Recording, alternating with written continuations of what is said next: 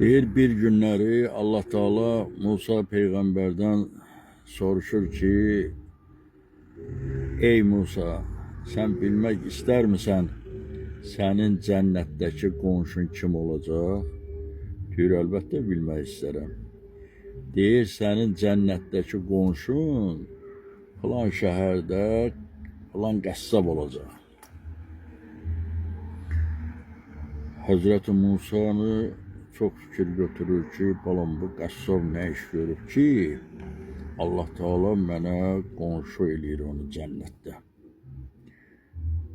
Bu marağından gedir həmin şəhərə axtara həmin qəssabın tapır. Qəssabın dükanını bir xeyli izlədikdən sonra gəlir içəri, qəssaba deyir ki, məni qonaq saxlayarsan. Deyir, əlbəttə ki, qonaq Allah qonağıdır. Amma burada gözlə, mən işimi qutarım, sonra gedərik evə, qonağım olarsan. Həzrəti Musa oturur qəssab dükanında, bu qəssabı izləyir. Görür, qəssab elə bir iş görmür, nə birisinə ət vermir, pulsuz, nə elə bir xeyirxah işlə məşğul deyil burada. Çox bunu maraq götürür, bu nəyə görə belə olsun? Nəhayət axşam olur, bunlar gedirlər qəssabın evinə. Qəssabın evinə çatandan sonra qəssab gətirir buna yemək ya çay qoyur. Sonra görür ki, yeməkdən çaydan götürüb bu qonşu otağa keçdi. Fikir verir, görür qonşu otaqda bir yaşlı xəstə qadın var. Bu onun yeməyin yedizdirdi, ağzını təmizlədi, altın təmizlədi, nə bilim təmizliyi ilə məşğul oldu. Sonra qayıdıb gəlir həmin Musanın yanına.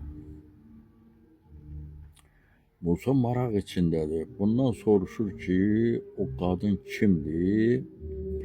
Deyir, o qadın mənim anamdır. Uzun müddət yataq xəstəsidir. Mən hər gün onun yeməyin verirəm, çayın verirəm, altın üstün təmizliyinə baxıram. Uzun müddətdə anam bu şəkildə xəstədir. Deyir, bəs o qadın sənin qulağına nə pıçıldayırdı?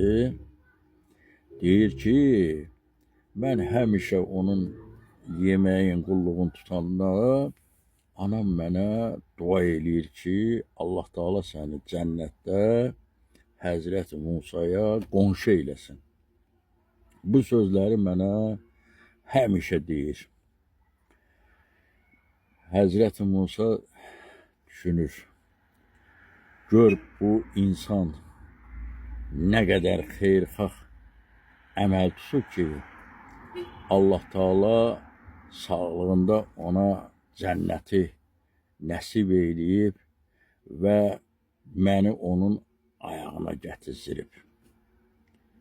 İndi qardaşlar, görün, valideynin qulluğunda duran hər bir evladın Allah Teala yanında nə qədər hörməti var. Anaların sözü həmişə kəsərli olur. Düzdür, analar evladına qarğış deyir, amma deyir, ananın qarğışı evladı tutmaz. Çünki ana heç vaxt evladına ürəkdən qarğış eləyə bilməz. Çalışın, analar heç vaxtı ürəkdən sizə qarğış eləməsin və ananın niyyətlərin Allah Teala yerinə yetirər. Ona görə arzu edək ki, Allah bizi belə xeyirxah insanlardan eləsin və bizi də cənnət əhlinə nəsib etsin. Diqqətinizə görə çox sağ olun, minnətdarım.